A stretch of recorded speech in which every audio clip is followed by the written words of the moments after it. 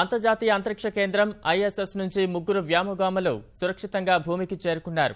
ఐఎస్ఎస్లో 6 నెలల పాటు గడిపిన ఈ వ్యోమగాములు సూయజ్ క్యాప్సూల్లో 7 గంటల పాటు ప్రయాణించి కజకిస్తాన్లో ల్యాండ్ అయ్యారు. రష్యాకు చెందిన యూరీ మెలచెంకోవ్, అమెరికా శాస్త్రవేత్త టిమ్ కోప్రాతో పాటు బ్రిటన్కు చెందిన మేజర్ పీక్ సురక్షితంగా భూమికి చేరుకున్నట్టు అధికారులు ప్రకటించారు. 1991 తర్వాత అంతరిక్షానికి వెళ్లిన తొలి వ్యక్తిగా మేజర్ పీక్ రికార్డు సృష్టించారు.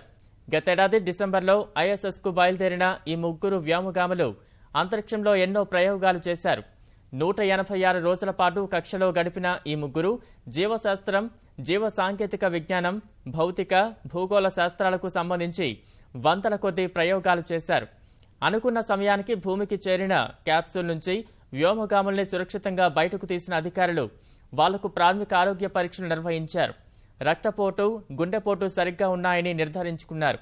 గురుత్వాకర్షణ లేని ప్రాంతం నుంచి తిరిగి భూమికి వచ్చిన తామంతా ఇక్కడి వాతావరణానికి సర్దుబాటు కావడానికి మరో 3 రోజులైనా పడుతుందని మేజర్ పీక్ తెలిపారు.